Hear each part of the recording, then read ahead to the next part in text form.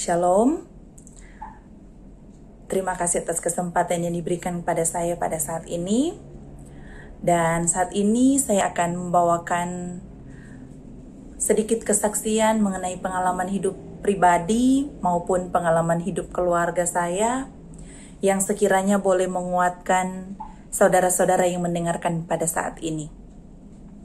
Sedikit perkenalan sebelum saya memberikan kesaksian.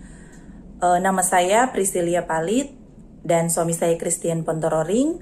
Keluarga kami keluarga Pontororing Palit. Saat ini kami berdomisili di Manado. Pada tahun 2016 yang lalu kami menikah, dan atas perkenanan Tuhan setelah 1 tahun pernikahan kami, pada tahun 2017 Tuhan mengaruniakan kami seorang anak laki-laki. Tentunya menjadi satu kebahagiaan bagi kami keluarga, menjadi satu sukacita bagi saya pribadi dan juga suami, karena kelahiran anak kami yang pertama. Dan saudara-saudara, 3 hari setelah kelahiran anak kami, Tuhan berkehendak lain, karena mungkin atas seizin Tuhan, anak kami yang pertama meninggal dunia. Jadi hanya 3 hari bersama kami. Itu pun belum sempat dibawa ke rumah. Masih di rumah sakit. Anak kami diizinkan Tuhan untuk beristirahat. Pada waktu itu secara manusia biasa, memang kami syok waktu itu. Kami merasa kecewa. Kami merasa sedih, sakit hati. Tetapi kami selalu bersyukur. Dan kami mengaminkan bahwa kami meyakinkan bahwa waktu Tuhan pasti yang terbaik. Setiap hari kami berdoa, karena ujian kami alami sungguh merasa kami terpukul. Kami berdoa setiap hari, setiap saat, dan kami mengimani bahwa semua ada masanya. Setelah 4 bulan berlalu, saya juga diizinkan Tuhan untuk hamil kembali. Tentunya kami, saya dan suami sangat bersyukur.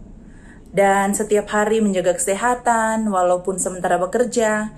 Karena saya memang bekerja di dunia perbankan, setiap hari harus pergi ke kantor. Saya menjaga kesehatan, menjaga pola makan. Dan saudara-saudara, tepatnya di bulan Mei tahun 2018, anak kami yang kedua lahir, dan anak kami laki-laki juga. Tentunya duka cita di tahun 2017, sakit hati di tahun 2017, digantikan dengan sukacita ketika anak kami yang kedua lahir. Dan saudara-saudara, siapa yang menyangka bahwa kejadian yang sama di tahun 2017 terjadi kembali di tahun 2018. Yaitu sama persis, hanya 3 hari anak kami yang kedua juga hidup bersama dengan kami, masih dalam keadaan di rumah sakit, dan dia juga diizinkan Tuhan untuk beristirahat. Dokter waktu itu tidak bisa memberikan hasil yang pasti penyebab kematian anak kami. Karena lahirnya sehat, berat badan normal, kemudian semuanya normal seperti tahun kemarin juga anak kami yang pertama. Tapi entah kenapa di hari yang ketiga anak kami melemah sampai meninggal dunia. Saudara-saudara, rasa di waktu itu sudah bercampur aduk. Rasa ingin berteriak, rasa ingin menangis. Menangis memang iya. Dan rasa sulit untuk mengungkapkan rasa syukur waktu itu kepada Tuhan. Karena di waktu itu kami bertanya, Tuhan, di manakah Engkau saat ini? Kami berdoa, kami berserah penuh kepada Tuhan. Dan karena kami mungkin terlalu intens berdoa kepada Tuhan, kami memiliki pengharapan, kami memiliki keyakinan bahwa waktu Tuhan pasti yang terbaik. Saudara-saudara, 2 tahun setelah kematian anak kami yang kedua, dan ketika anak kami yang ketiga lahir di tahun kemarin 2021, Tuhan mengizinkan kami untuk memiliki putri yang cantik. Anak kami yang ketiga, walaupun awalnya memang trauma karena memikirkan di tahun-tahun kemarin, kami merasa trauma karena ketika memikirkan tahun 2017, tahun 2018. Tetapi kami berserah penuh kepada Tuhan. Kami mengimani bahwa Tuhan tidak mungkin memberikan ujian yang melampaui batas kemampuan kami manusia. Saudara-saudara, ketika anak kami yang ketiga lahir, dia juga sempat masuk inkubator, sempat pasang oksigen, sempat infus. Suami saya setia menemani di kamar bayi. Jujur waktu itu kami menangis, mengingat pengalaman-pengalaman di waktu lalu.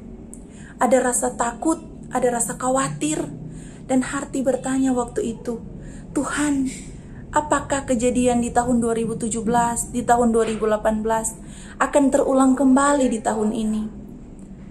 Hati bertanya, Tuhan, di manakah Engkau Tuhan? Dengarkanlah kami Tuhan. Berikanlah kami kesempatan untuk bisa menjaga, merawat, dan membesarkan anak kami yang ketiga ini.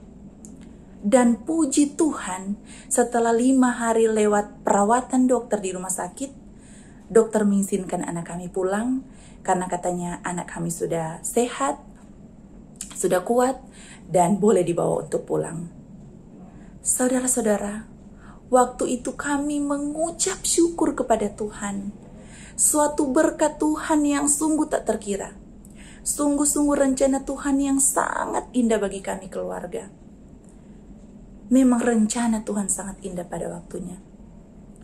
Dan saudara-saudara, satu kesaksian bahwa saat ini anak kami perempuan yang bernama Mikaela Abigail Pontororing, saat ini dia sudah berumur 1 tahun 4 bulan. Puji Tuhan, dalam keadaan sehat, kuat, dan diberkati Tuhan. Satu yang saya mau saksikan kepada saudara saat ini bahwa memang hidup kita tidak pernah luput dari masalah dan ujian hidup.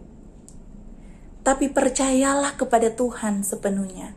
Serahkan semua pergumulan kita kepada Tuhan. Berdoalah setiap waktu. Dan saudara ingat satu hal, jangan pernah kita ragu dengan kebaikan Tuhan.